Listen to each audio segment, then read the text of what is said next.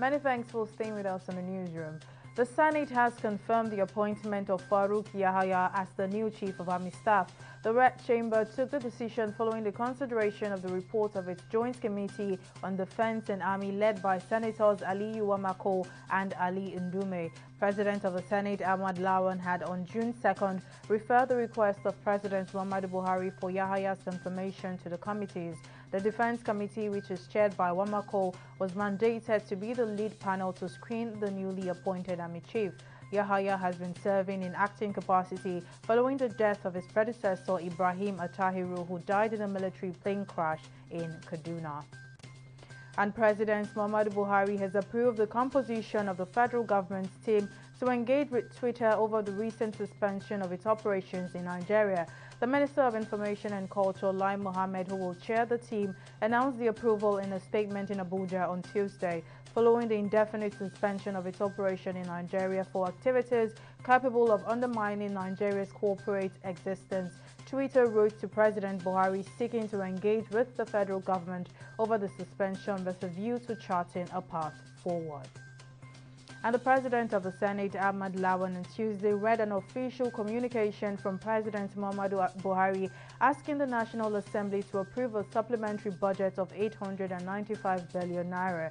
The Federal Executive Council had earlier approved the amount, which is a substantial part of the fund earmarked for the procurement of military hardware to prosecute the war against insurgency and banditry. The federal government is also expected to use part of the fund for the purchase of COVID-19 vaccines and other health-related needs. The African Development Bank (AFDB) says countries in the African continent are no longer on the back foot in the fight against COVID-19. According to the bank, early detection has been instrumental in limiting the spread of the virus and has helped countries trace, isolate and treat confirmed cases. According to the African Development Bank, the daily testing capacity of African countries rose from 13,200 from the beginning of the year to 105,000. It also added that at least 100,000 health workers have been trained and 314 intensive care units are now available for COVID-19 patients compared to an average of 50 at the beginning of the pandemic. And in business news, Nigeria is set to make a total of 462 billion naira as a source of stable revenue from electronic money transfer (EMT) levy in 2021, the World Bank in its latest report has revealed. The multilateral institution said the EMT levy, introduced in the Finance Act of 2020, which amended the Stamp Duty Act and taps into the growth in electronic funds transfer in Nigeria, can now be administered at low cost. It also added that the revenue derived from the EMT levy will be shared based on derivation and distributed at 15% to the federal government and federal capital territory and 85% to the state governments. And Burundi's presidency has announced that the European Union has lifted its sanctions after meeting with the EU ambassador to the country. This move, which comes 1 year after President Evariste Ndayishimiye's coming to power, will mean the Central African country will no longer be subject to Article 96, which suspended financial cooperation between the European Union and Burundi.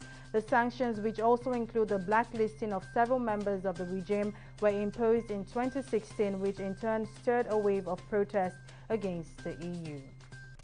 And in sports, domestic fans will be allowed to attend events at the Tokyo Olympic Games, but venues will have a spectator limit of 10,000 or up to 50% of capacity to minimize the risk of spreading COVID-19, the event organizers announced on Monday, a decision which comes after the Japanese government lifted the state of emergency in Tokyo.